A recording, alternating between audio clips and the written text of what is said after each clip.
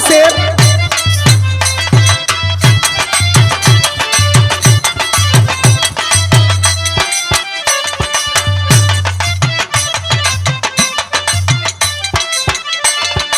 अरे ए राम केवल जी, अच्छा तो बड़ा बिरहा में रोज चपनी हो, कौनो दुल्हन के दुल्हा एकदम रौरे ऐसन बा। अच्छा तो घर में साग सब्जी लिया के ना रखी, लेकिन बेरा पर ओकरा के मन भोगे चाहिए। एक दिन दुल्हन अपने दुल्हा से कहतिया, तनी ध्यान दे का कहे कि जान जाता नी हम मार्केटिंग करे। सुने तो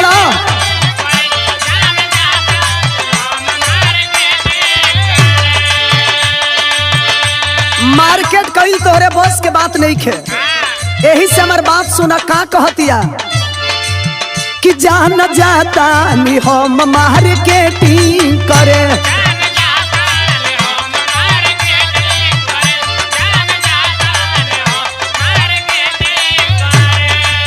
कि जानी बुझी हाँ कि दूसरा हल्ला सेटिंग करे।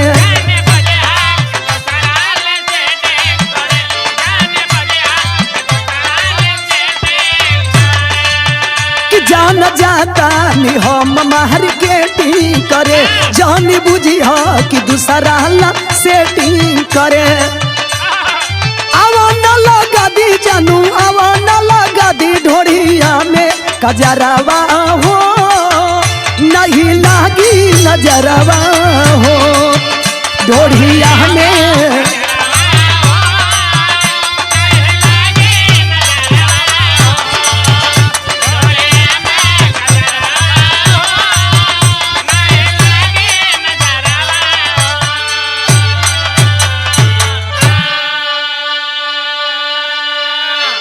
बिरहा के प्रिय श्रोता बंधु, हम गायिका मीरा मूर्ति रउआ सबके हाथ जोड़ के प्रणाम करतनी और आंसू इंटरटेनमेंट के तत्वाधान में बड़े भैया राम जन्म यादव जी के देख रेख में कल्पनाथ गुरु जी के सहयोग से हरिओम स्टूडियो आजमगढ़ में बिरहा हो रहल बा।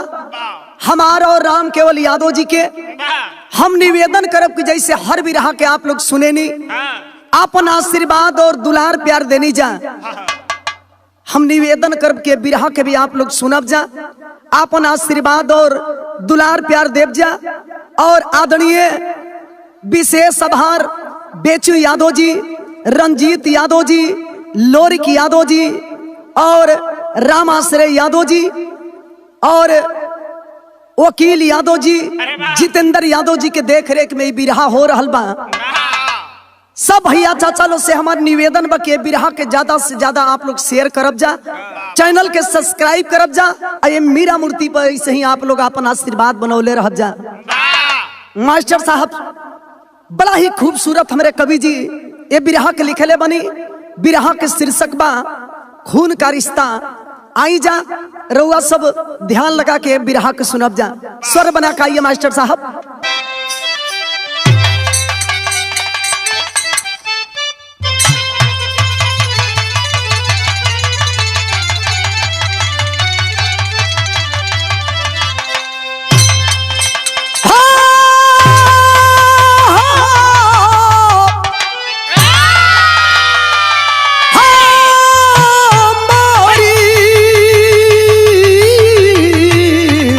सवरिया भोले बाबा जोगिया हो राम।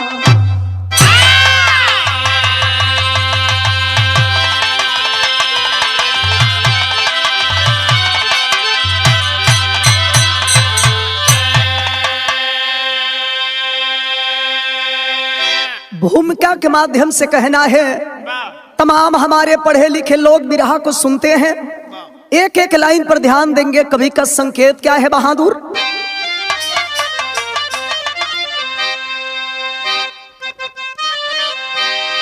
अरे स्वार्थ के दुनिया में लम्हों का मेला, खून के जैसा कोई न रिश्ता यहाँ, खो के भाई को भाई न पाया कोई, स्नेह सागर समझ लो फरिश्ता यहाँ, फर्ज का कर्ज कोई निभा कर गया, पर निभाने से कोई जो मजबूर है, राम लक्ष्मण भरत क्या बनेगा कोई, ख्वाब में सोचना भी बहुत दूर है।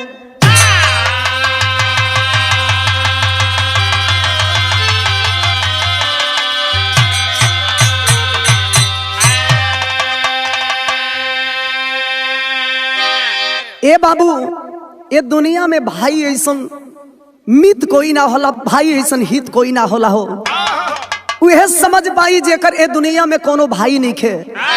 भाई भाई के ऐसन प्रेम होला जैसे राम लक्ष्मण के प्रेम रहल, भाई होके चाहिए तो राम लक्ष्मण ऐसन भाई।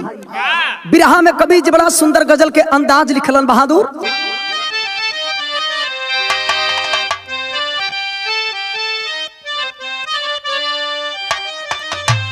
एक आशिक अपने मासूका से कह रहा है, अरे तुम मेरे बाद, तुम मेरे बाद मोहब्बत को तरस जाओगे,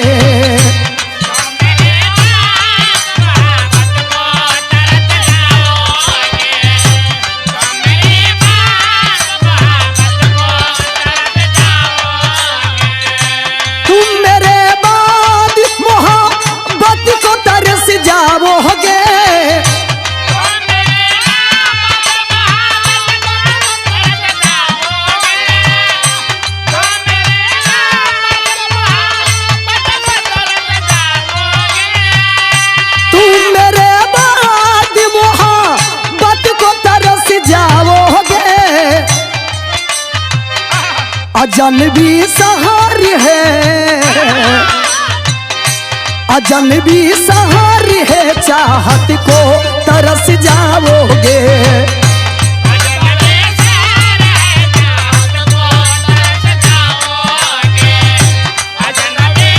क्या बात है, बहुत अच्छे।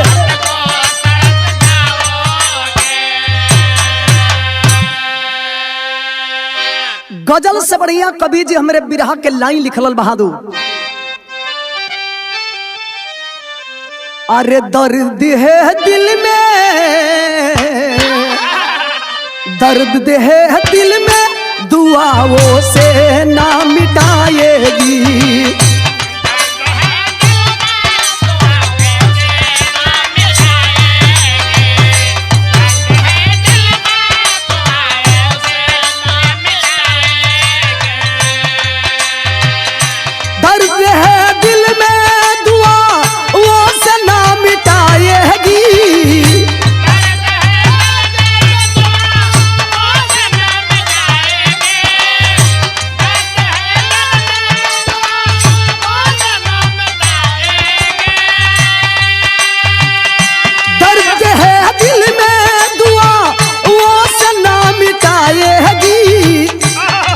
लग जाए तो,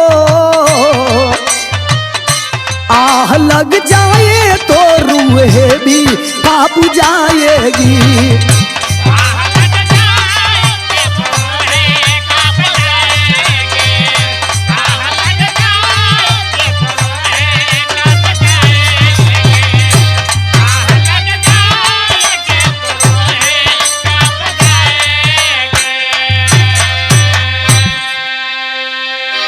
बिरहा सुने वाला भैया चाचा लो, कहानी पर ध्यान दे भी, कहानी कहाँ के बा के करबा, यही जैसे बिरहा में नजम के लाइन लिखे के पड़ल बहादुर।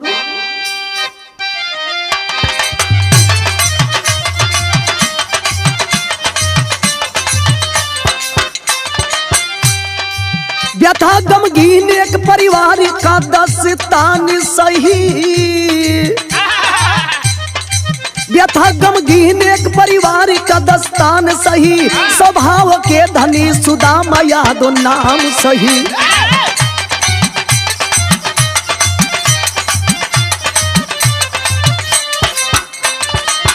ज्ञानती देवी गृहस्थी में जुगुड़वान रही, नारियों में नारी की वह पहचान रही।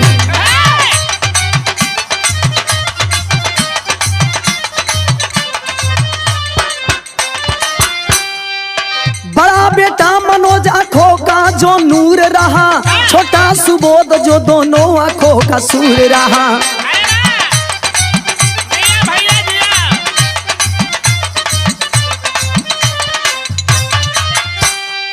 शिक्षा दीक्षा में स्नातक था, पढ़ाई में स्टील प्लांट ड्यूटी करता जो भिलाई में।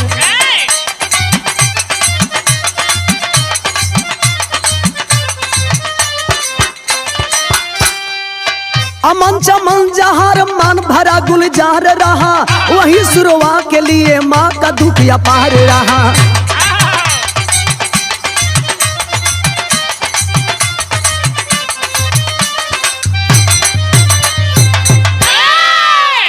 तनी कहानी के समझ लिए बाबू, ये कहानी आप सबके बीच में चंपारण जिला के अंदर एक गांव जोने गांव के नाम बतावल गई महेशपुर।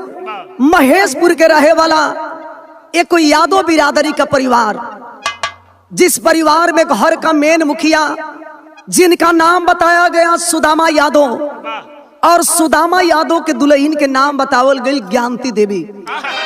ज्ञानती देवी से भगवान दू गो बेटा दिले बड़ो। बड़का बेटा जौने बेटा का नाम बतावल गई मनोज, और छोटा बेटा जिसका नाम बताया गया सुबोध। ए बाबू बिरहा सुने वाला भैया लो, आज बड़का बेटवा जौन बा जेकर नाम बतावल गई मनोज, मनोज बचपन से ही दोनों आंखों का सूर था। छोटा बेटा सुबोध गरीबी में ही अपने माता पिता के सहयोग से दुलार प्यार पा करके पढ़ाई पूरा करता है, और पढ़ाई पूरा करने के बाद भिलाई में जा करके स्टील प्लांट में ड्यूटी करने लगा। भगवान के मर्जी कुदरत के देन छोटका भाई सुबोध के शादी भी हो गई बा। भगवान एगो बेटा दिले बड़ो। धीरे धीरे समय बीता जात बा, परिवार के लोग बड़ा खुशी खुशी दिन बितावत रहो, लेकिन भगवान को शायद यह मंजूर नहीं हुआ। जौन माई अपने सुरवा बेटा के लेके हमेशा दुखित रहत रहली कि एगो बेटा के तो शादी हो गई, एगो बेटा दोनों आंख के सूर बा। ए दुनिया में हमारा बाद हमरे सुरवा बेटा की जिंदगी के सहारा किए बनी। आज माई कभी कभार अपने सुरवा बेटा खाती है बाबू हमेशा रोवल करे। धीरे धीरे दिन बीतत जात बा, भगवान के शायद मंजूर ना भइल। माई किसी बीमारी की वजह से इस दुनिया को छोड़ करके चल बसती है। आज जब माई गुजर गई तब भइल का बिरहा में गीत लिखे पड़ल बहादुर।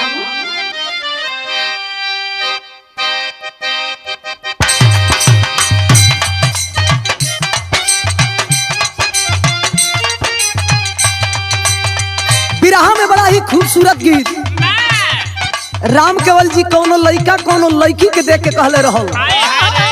का कहे कि कौना देवता के गढ़ल सवारली हऊ,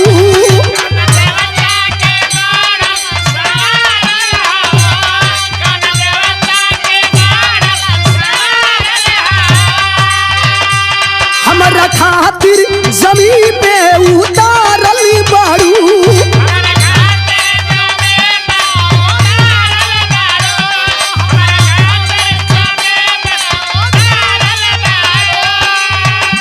कौना देवता के गढ़ल सवारली हऊ, हमरा खातिर जमीन पे उतारली बारू। तोहर अखिया कैले दीवाना ये जाना बारू अनमोल, बारू अनमोल ऐसन खजाना। तोहर जोड़ा ना दूसर जाना लाए जाना बारू अनमोल।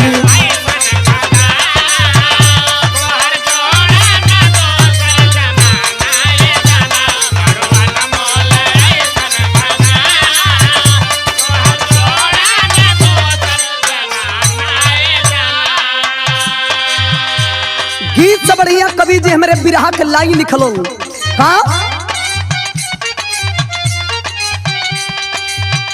माई कोखिया को हारे के आवाज जैसल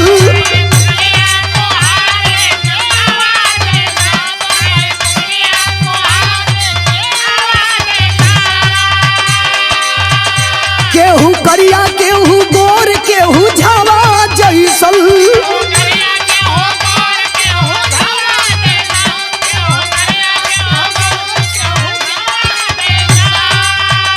माई कोखिया कोहारे के आवाज जैसल केहू गोर केहू करिया केहू झावा जैसल बेटा रोवेला करे जा बिहराई हो माई तू तो छोड़ी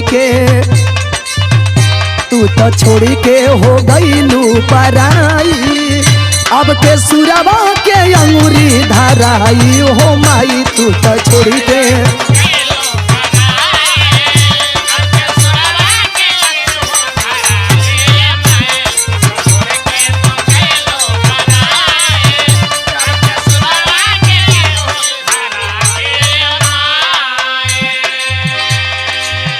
माई तो माई होली है बाबू।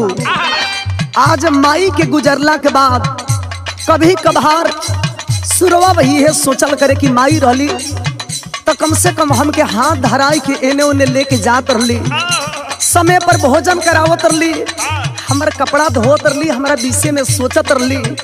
लेकिन अब ये दुनिया में हमारा ऐसा सूर आदमी की जिंदगी के सहारा के बनी। धीरे धीरे समय बीते लगले बाबू। जौने परिवार में आज सुरवा खुशी खुशी दिन बितावत रहल, माई के गुजरला के बाद भइल का भाभी देवरा के देखी देख के जरल करे।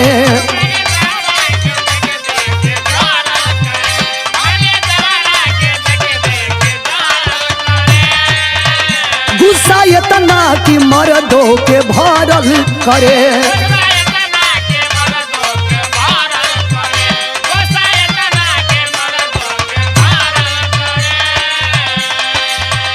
एक गलती पर ऐसन बाय कभी लिखी झल,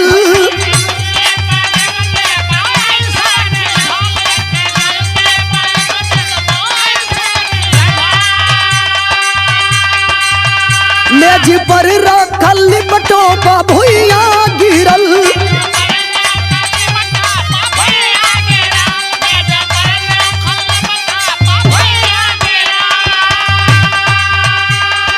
गाड़ी से बढ़ के होला बतिया हो माई तू तो छोड़ी के हो गईलू पराई। अब के सुरवा के अंगूरी धराई हो माई।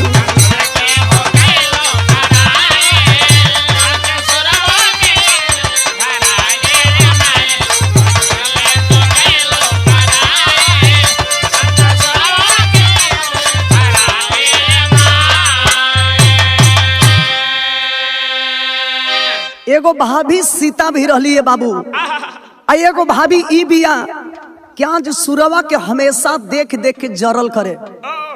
एक दिन के बात बाए बाबू, मेज पर लैपटॉप रखल बा, सुरवा के कुछ लौकत नहीं के, हाथ से टोत जब कुछ आगे बढ़ल हाथ से लगल बा, लैपटॉप भुइया गिर गईल। और जब भुइया गिर के फूट गईल तब भौजैया अपने मर्द के लगे फोन लगौलस कि तोहार भाई बा, ये तोहार भाई ना एकदम ही कसाई बा। एगो तो यानहर बेहबार आदमी दिन भर बैठल बैठल खाता, ना करे के ना धरे के, के सेवा करे के पड़ता। तोहार भाई है, एक दुख तू ही बुझब, हमरे बस के बात नहीं खे। अरे जौन लैपटॉप रख रहल हो, जौना लैपटॉप से कि हमार बेटा पढ़ी, आज तोहार आनहर भाई ओहू के गिरा के फोड़ दिहलस। ये दुनिया में हमार बेटा ये आधुनिक युग में कैसे पढ़ाई करी। अपना मर्द के कान भरत या बाबू, आज जब कान भर के टाइट कैलस तो कवि जी बिरहा में गीत लिखलन बहादुर।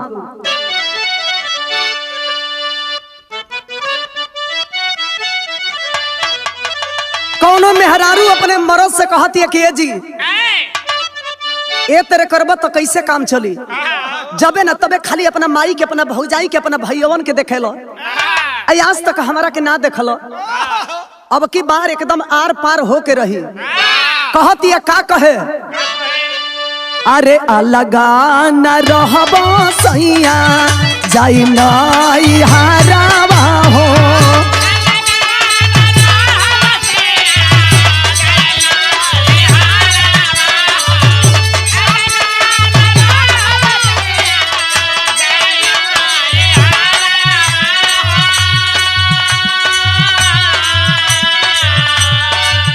अलगा न रहबो सैया जाई नई हारावा हो। किया हो राम रे खाई के महुरवा दे बिजान नुएरा।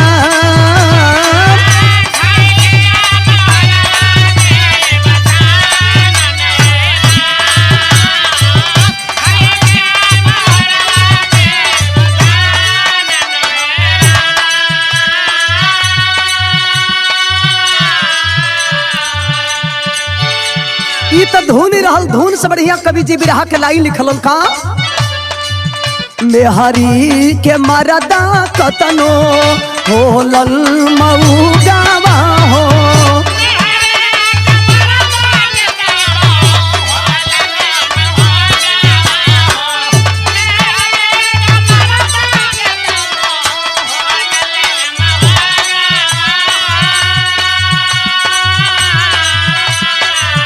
होनवा पर गारी हो देला मनो जावा हो।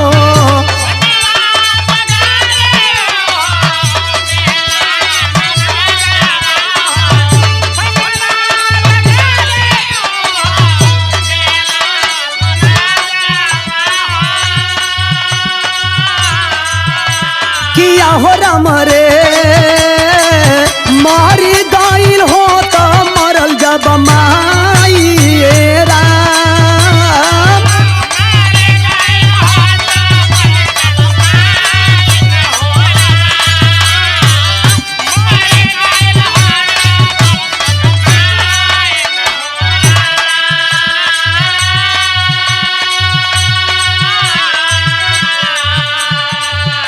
बारे भगवान कहेला आदमी की आंधी आवे ले तो चारों तरफ से आवे ले। मेहरारू के बात सुनलस, मेहरारू जब कान भर दिलस तो फोन लगावता और अपने सुरवा भाई से कहता का कहे, ले बटा बफोरी दिहला रहल का कमाइया हो।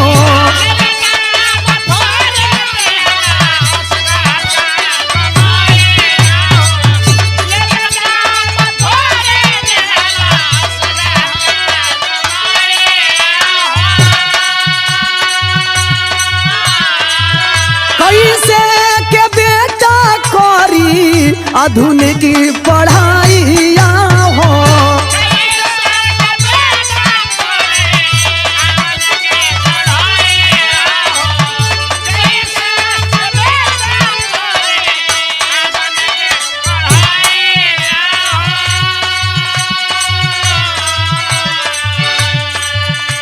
बाहरे भाई फोन लगावत, वही फोन में अपना सुरवा भाई से कहलस कि सुना, एगो तो बैठल बैठल काम करे के न काज करे के, बैठल बैठल खाली खा तोड़ा,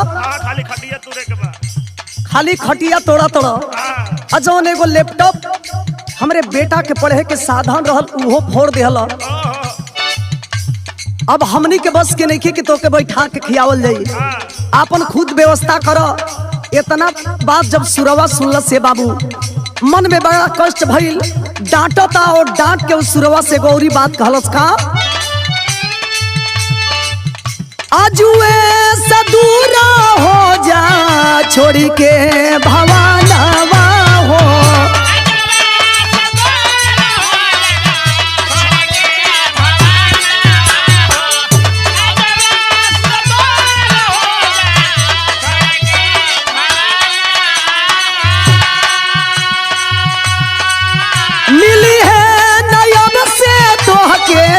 झूठा भोजनवा हो।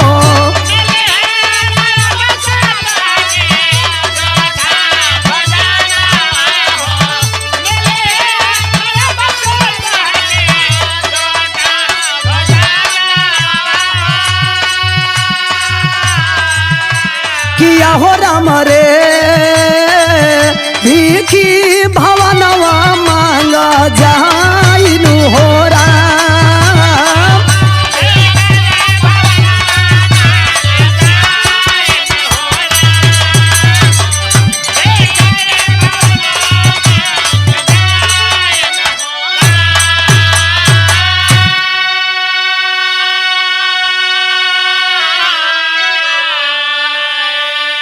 डांट के कलश के भैया बहुत हो गई, इतना दिन से बैठा के तो के खियावत नहीं, अब हमारे बस के नहीं खे। अगर ये दुनिया में अगर रहे के बा तो ये घर छोड़ दा और जाके कहीं भीख मांग के अपन जिंदगी के गुजर बसर कर। इतना बात जब भाई से सुनला से बाबू सुरवा तब मन में बड़ा कष्ट भई कि हई देखो, अरे भौजी तब भौजी हमार जे सगा भाई बा आज वो हमके ऐसन बात कहता, हम तो कबो जिंदगी में भी ना सोचले रहनी कि हमार भाई हमसे ऐसन बात करी। हम सुरवा रोवता और रो रो के मालिक से कहता। बिरहा के अंदर कवि जी विदेशिया के लाइन लिखलन बहादुर।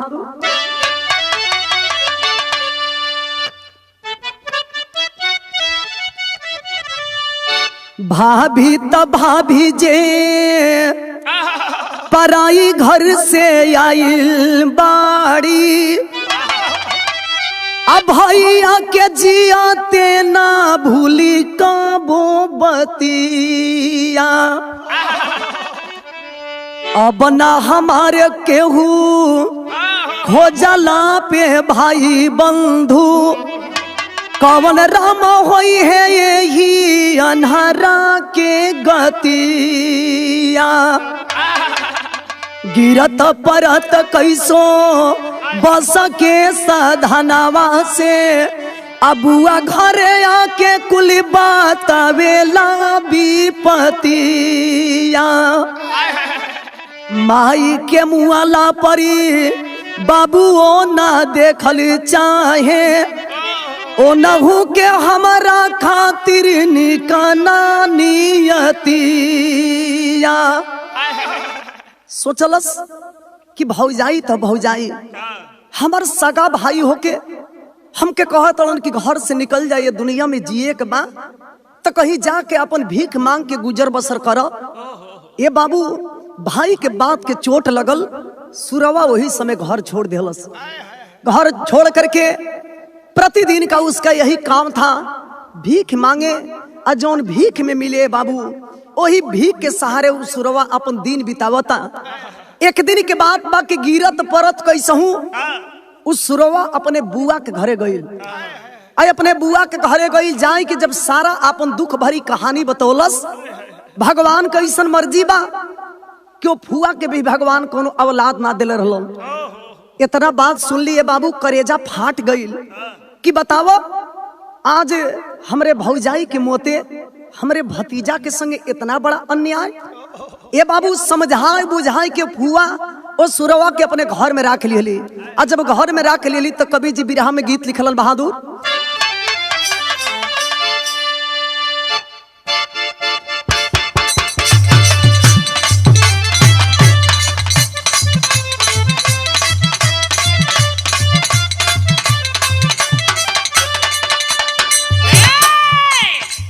गीत बा बिरहा में उहे जौन मास्टर हमरे बजा दे हलो। अरे देखे बिना एको पल रहलो न जाला, देखे बिना एको पल रहलो न जाला, राजा जी सुरतिया तोहार हो।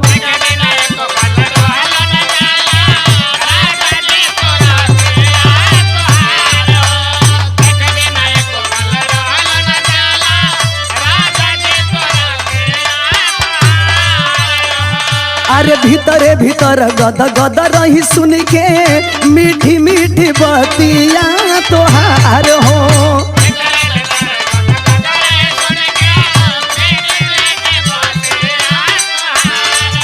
क्या बात है।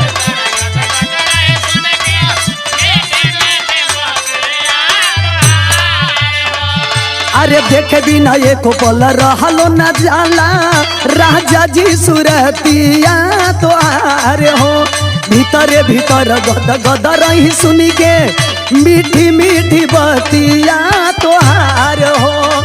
सुन के आवाज जाके, सुन के आवाज जाके झाके लगिले हम ता कोलिया में। कवनो ता विटामिन बाटे, कवनो ता विटामिन बाटे राजा रौरी बोलिया में।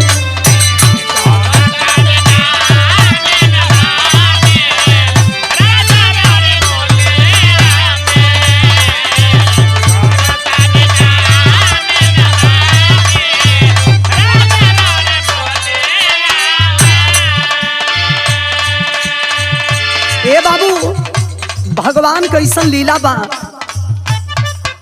कि एक ना एक ये धरती पर इंसान जिंदगी के सहारा जरूर बन जाला। आनहर भतीजा के लेके उ बुआ अपने घर में रखले बड़ी, तो कवि जी के लिखे के पड़ल का। सुनी सुनी बतिया करे जकू केला, अरे सुनी सुनी बतिया करे जकू केला, आखिया से बही जाला लो रे हो।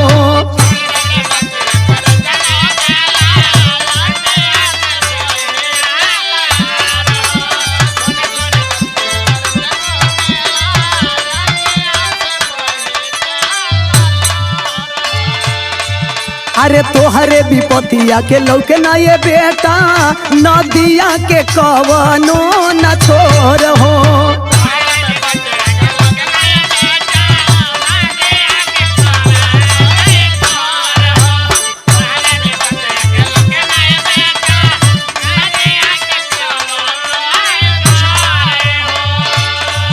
हुआ भूभा के दिल में दुख होला देखी के गालिया के। यही जबितावा ये बबुआ,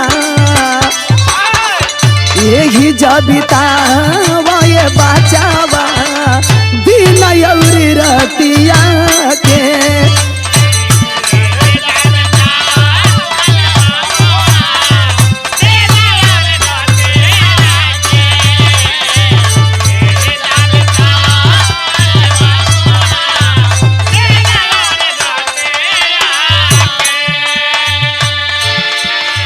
तू चिंता मत करे बाबू, भले हमार भौजी मर गई तका, बाबूजी तो से भर मुंह नैखन बोलत तका, लेकिन हम बानी न।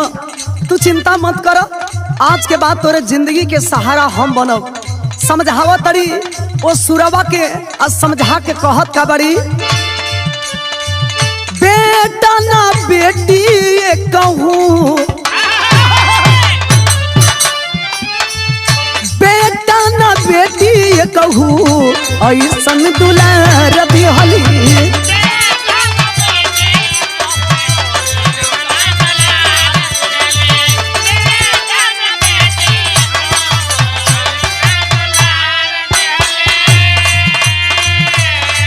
सुरवा के आबाऊ हो जिंदगी सवार दिहली।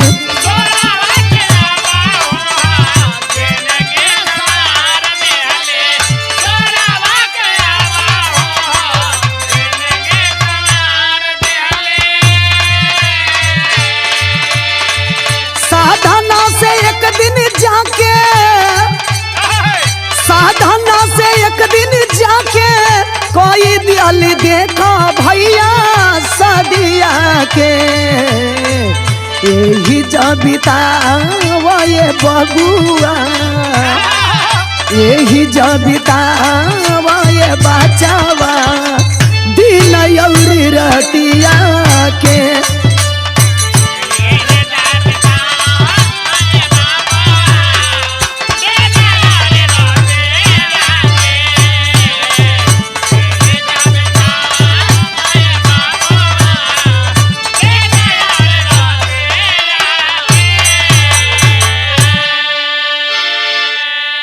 ए बाबू, आज वो सुरवा के लेके फुआ ये दुनिया में बेटा के जैसन दुलार प्यार दे के धीरे धीरे वो सुरवा के लेके अपन दिन बितावे लगली। बाहरे भगवान आपो की लीला अपरंपार बा। आज फुआ सोचा तड़ी कि अगर सुरवा के शादी ना करब तो एकर जिंदगी के सहारा के बनी। फुआ हो करके भी अपना भतीजा पर ये बाबू इतना कृपा कैली कि एगो गरीब परिवार से ही लड़की के वो सुरवा के शादी करा देली। वो दुल्हन के नाम बतावल गई साधना। साधना जब सुरवा के लगे आइल, पति पत्नी मिलकर के नई जिंदगी की शुरुआत किए। धीरे धीरे समय बीते लगल और जब कुछ साल के समय बीतल तो सुरवा से और साधना से भगवान एगो बेटा एगो बेटी दिहलन। आज बेटा बेटी के लेके उस सुरवा और साधना खुशी खुशी दिन बितावत लो। भगवान के मर्जी कुदरत के ऐसन देन बा कि परिवार के लोग सारा लोग खुश बढ़ल। आज सुरवा के खुशी खुशी दिन बीतता।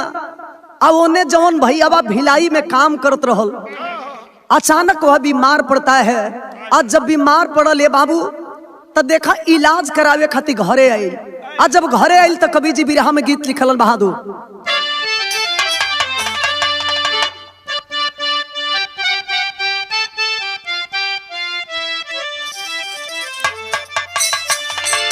कभी कभी पुरान चीज भी बहुत अच्छा लगेला। जैसे में चाचा दादा लो पर तोख देला लो कि पुरान लकड़ी होखे, पुरान चाउर होखे, पुरान गुड़ होखे। ए बाबू इस समय समय पर बड़ा कामे आवेला। उस समय के गीत बजौना घड़ी बिरहा जगत में हमार शुरुआत रहल। कैसे गीत के लोग आवे,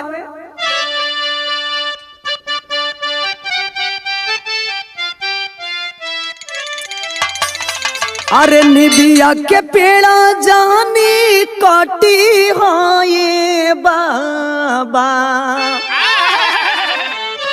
निबिया के पेड़ा जानी कटी हाँ ये बाबा, निबिया चिरैयन के बसेर हो।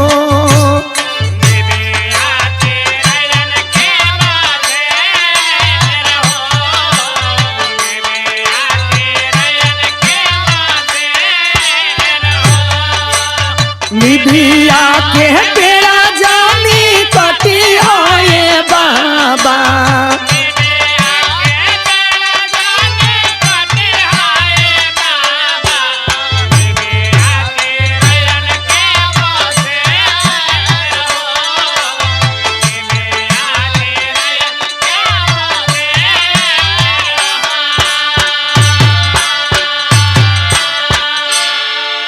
धुन से बढ़िया कवि जी हमारे बिरहा के लाइन लिखलन। कैसे बहादुर, कि समय बदली जाला लागे ना समैया, समय बदली जाला लागे ना समैया, कब का हो जइहे करतार हो।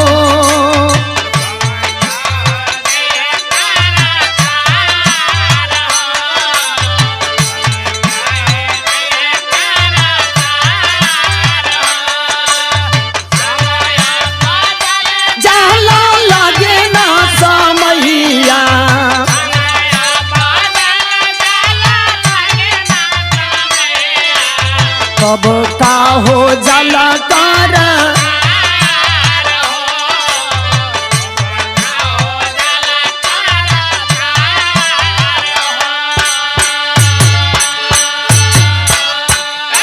यही से कहेला आदमी कि धन के और बल के कभी इंसान के घमंड ना करे के चाहिए।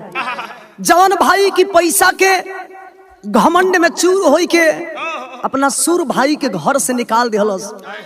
आज वह भाई बीमार पड़ जाता है, इलाज करावे खातिर जब गावे अइलन ये बाबू, आज सुई दवाई होता लेकिन स्वास्थ्य में सुधार नहीं के हो। जौना बेटा के घमंड में, जौना पतोई के घमंड में, धन के घमंड में होई के अपना भाई के घर से भगाई दिहलन। आज कतनो इलाज करत रहन लेकिन स्वास्थ्य में सुधार नहीं के हो। जौना बेटा पर घमंड कैले रहलन उ बेटा पतोही करत का बा मास्टर,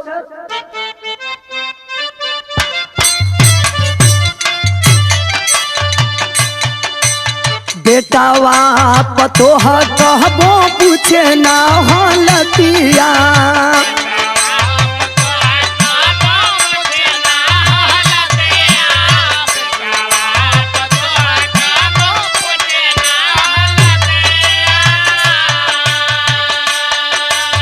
दोनों बा खराब किडनी दे लहरी पोटिया।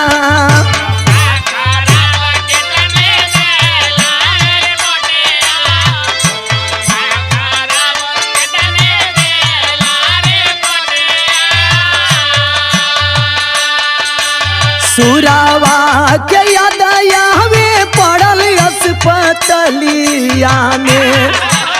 सुरावा के याद आवे पड़ल अस्पतलिया में। होनावा से बोला या सुधार हो।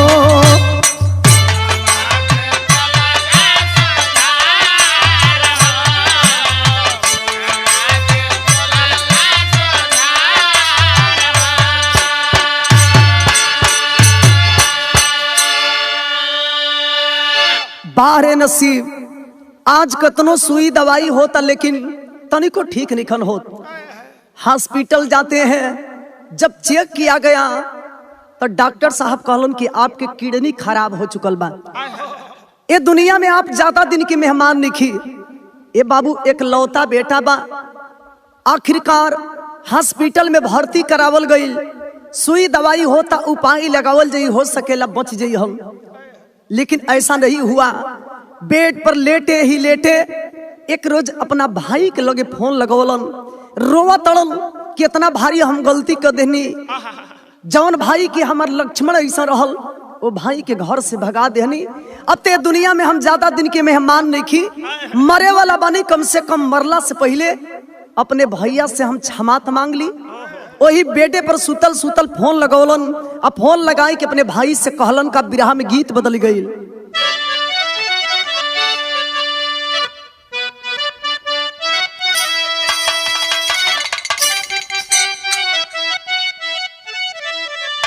अरे बाबू दरोगा जी, बाबू दरोगा जी, अरे कौने गुनहिया पियावा बनला मोरी।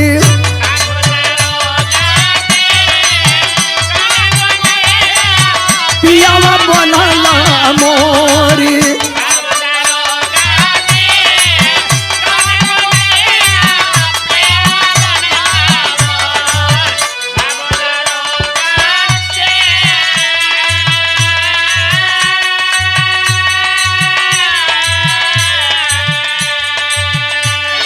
हॉस्पिटल में वही बेड पर सुतल बड़ा रोवा तड़न।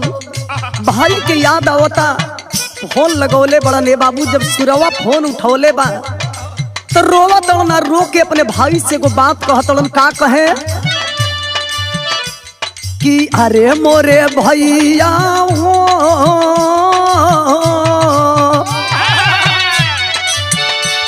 कि अरे मोरे भैया हो, आज आवेला भाई वाला याहू। आज आवेला भाई वाला याहू।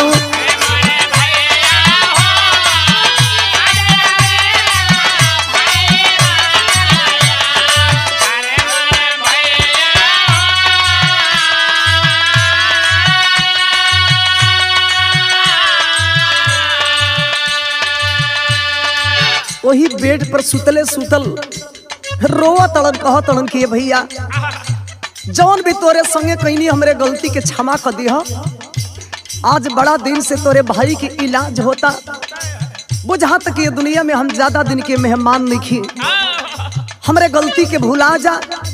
और कम से कम ये अपना भाई से आके अंतिम बार तो मिल लो। सुरवा के बाबू मेहरारू लइका लइकी खड़ा होके सुनत लो। इन्ने बेड पर सुतले सुतले एगो औरी बात कहता। भाई का कहे, अस्पताल में जिंदगी से कहीं ऐसे जूझत बानी।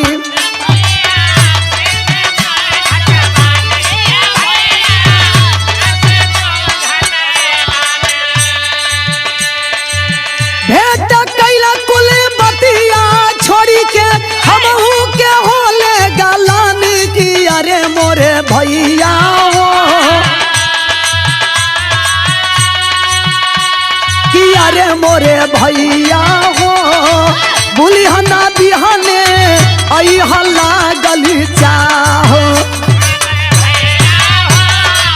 बुलिहना बिहाने आई हल्ला गली चाहो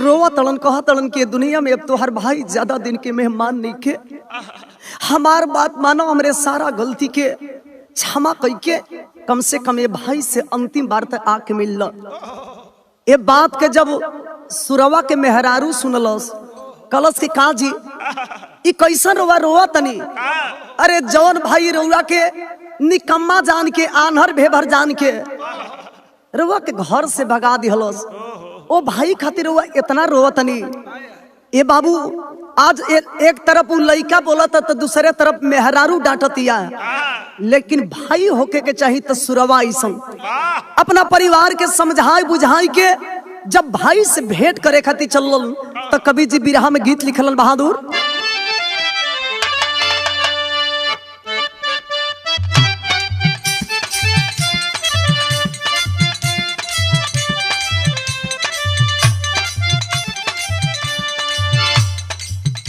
काले काले छातावा भी काला काला कातावा भी काला काला का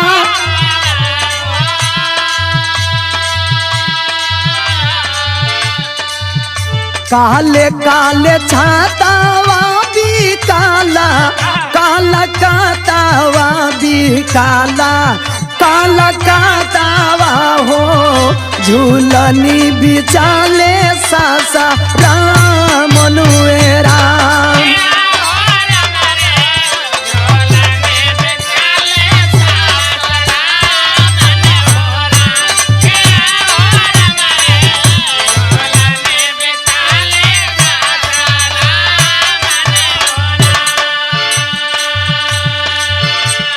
घर घर के इहे कहानी बा बाबू सुरवा जब भाई से मिले खातिर जाए खातिर तैयार होता तो सुरवा के बेटा बजौने बेटा का नाम बतावल गईल सूरज सूरजा डांटो तक ना ऐसे नहीं के हो सकत तू कैसे जा सकेला कवि जी के लिखे के पड़ल का हो नवा सूरज सगरो सुनी ले ला बाती यारे सुनी ले ला बाती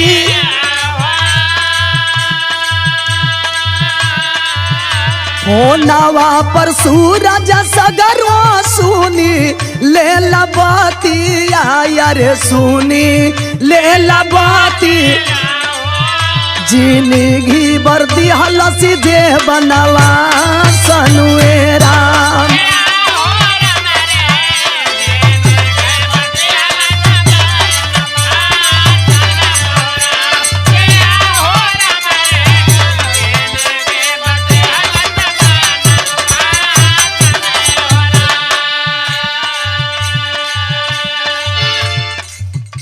कहत कि पिताजी जवन भाई के तोहके घर से भगाई दिलस दाना दैना के बिना तोहके तड़पौलस आज ओकरा खातिर रोवतड़ ओकरा से मिले जाए खातिर कहतड़ बर्दाश्त लेके हो सुरवा के कहत कि बेटा जवन होके के तवन तो हो गई लेकिन एगो भाई के फर्ज होला कि अपने भाई के सुख दुख में हमेशा साथ दे लिखल गई का ओकरा खातिर इतना काबावे लतुआसिया बहावे लतुआसी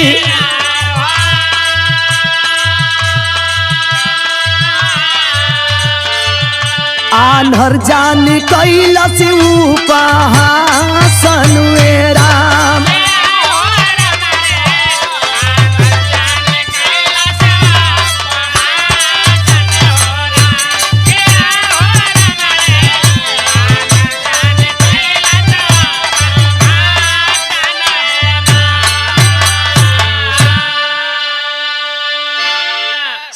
समझावत कि ये बेटा हमेशा कीचड़ के पानी से साफ कइल जाला। अब तो जौन होके के हो गईल, हमार इच्छा करत कि ये खाली हमू भैया से मिल लेती।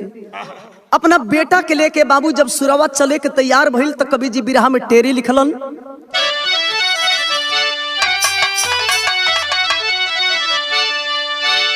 अरे मोरे राम रिश्ता न यह फरिश्ता है जहां, रिश्ता न यह फरिश्ता है जहां, फर्ज को भूल गया तो होगी बड़ा ही निश्चिता। रिश्ता न यह फरिश्ता है जहां, फर्ज को भूल गया तो होगी बड़ा ही निश्चिता। बिरहा में कवि जी पहपट के लाइन लिखलन बहादुर।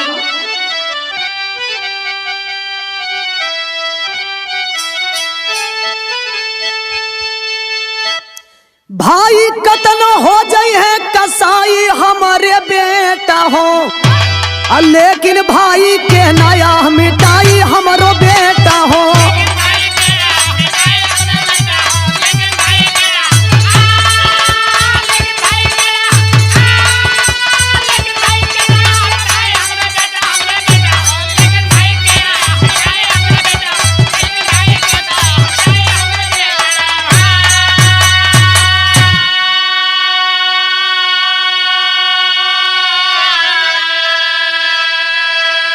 सूरज के संग में सुरवा पहुंचा अस्पताल हो, अरू के ना रोवाई कतनो अरे पाया ना संहारी हो।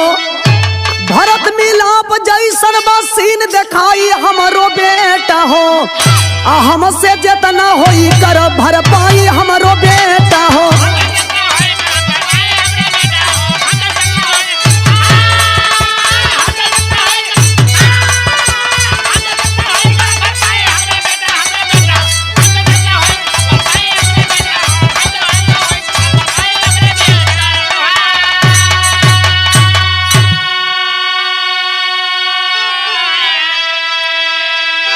आज सुरवा अपने सूरज बेटा के लेके वही हॉस्पिटल में गईलन, जवना हॉस्पिटल में कि भाई के इलाज होता। जाए के जब भाई के सामने बैठलन ए बाबू करेजावा फाट गईल। दोनों भाई गले मिलत लो, दोनों जना के आंख से आंसू झरझर झरझर गिरता। जितना लोग घर परिवार के बाद सारा लोग यह हालत देख करके, यह दृश्य देख करके रोने लगे। सुरवा पूछा था, बतौलन के भैया डॉक्टर साहब रिपोर्ट ये बतौले बड़न कि हमार किडनी खराब हो गई बाब, ये दुनिया में हम ज्यादा दिन की मेहमान देखी। भाई होके के चाहिए तो उस सुरवा इसने बाबू कलश की भैया तू चिंता मत करो, अरे हमारे संगे जौन कैला तो तू ठीके कैला, लेकिन आप तू चिंता मत करो, हमार किडनी बानो, हमारे एगो किडनी ले ला भैया, हमारा किडनी से आज के बाद ये दुनिया में तू जियाबत, चिंता मत करो। सूर होके बाबू एगो भाई अपने भाई के प्रति इतना ऊंचा सोच जिसका था, अंधा होकर के कि अपने भाई के प्रति जो काम कर दिया, इस धरती पे ऐसा कोई भाई बहुत ही कम ही लोग जो होते हैं जो भाई का फर्ज अदा करते हैं। बिरहा में अल्लाह कवि जी लिखलन,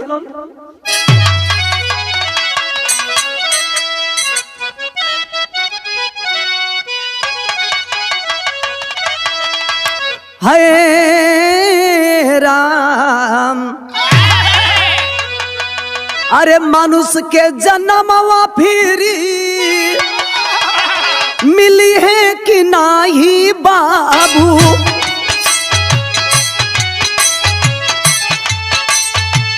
जन्म से अंधा अबू बनवले भगवान,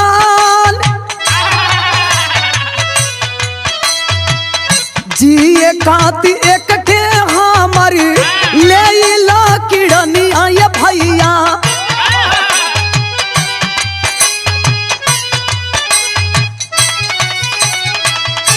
एक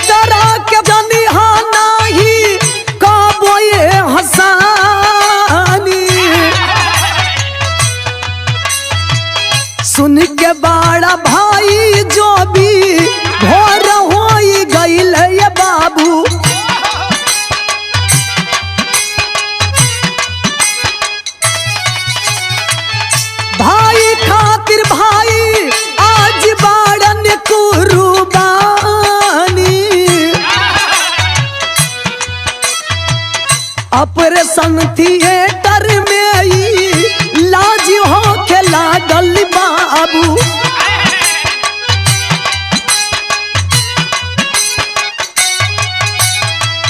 मिल गईल मनोज के अब देखा जीवन दानी।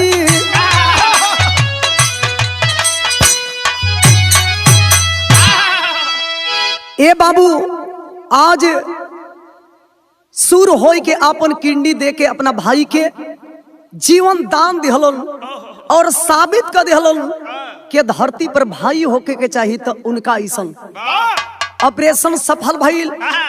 और जब ऑपरेशन सफल भइल घरे अइलन तो सोचा तलन कि जौना बेटा खाती, जौना पतोही खाती, जौना मेहरारू खाती अपना भाई के घर से भगाई देहनी, दाना दाना के मोहताज कईनी, बात बात पर ताना मरनी। आज भाई ना रही तो हमके नया जिंदगी ना मिली। ए बाबू आज जौन जगह जिम्मेदारी बा सोचा तलन कि जौन बेटा हमके दुख में साथ ना दिहलस ओ बेटा के हम धन दे के का पाई। जितना अपना हक हिस्सा के जमीन रहल ओ जमीन के ओ सुरवा के बेटी के नाम कर दिहलन। अब बेटी के नाम कह के एगो काम कैलन, बिरहा में खड़ी लिखे के पड़ल। का कैलन?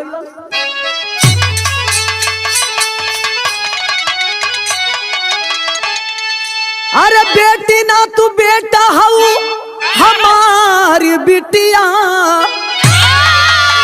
पार तोहरे बिल के लाई अब जीवन के मटिया।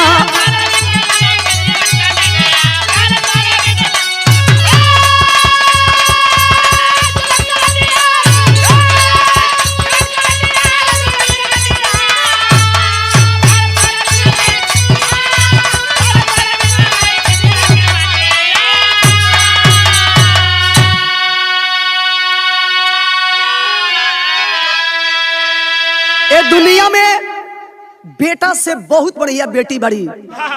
जौन बेटी का दिहा से बाबू 7 जन्म में बेटा ना कपाई। समझ गईलन कि ए दुनिया में भले लोग बेटा खाती 10 को देवकुरी दौड़े लो, मैं देवता लोग के पूजा करे लो कि भगवान एगो हमके बेटा दे दो, लेकिन ये धरती पर ऐसनो ऐसन कुलायक बेटा जन्म ले लो कि बाप के जौन बनल बनावल मर्यादा रहेला वो मर्यादा के खत्म कर देलन। कवि जी लिखतलन, तनी ध्यान देव का लिखलन। अरे हमारा जैसन बेटा केहू के दिहा ना भगवान हो, आ दुखावा कहती हिली जाला समान हो। अरे बुढ़ापा के तू हमारे बनी हाँ लठिया, तपारा तुहरे बिन के लाई है जीवन के मटिया।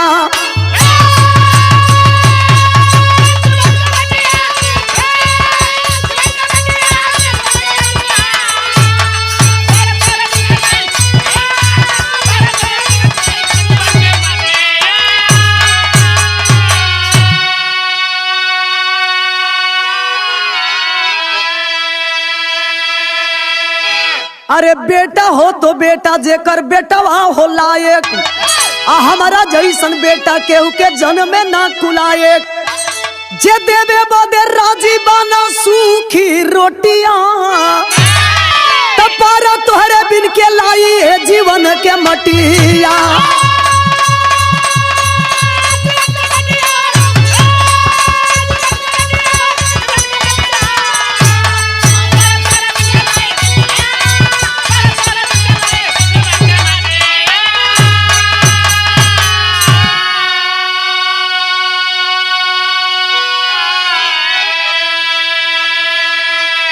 भाई होके त राम लक्ष्मण जैसन ये बाबू साबित कर दिहलन कि धरती पर इंसानियत से बढ़ करके धन दौलत और रुपया पैसा कुछ भी नहीं होता है।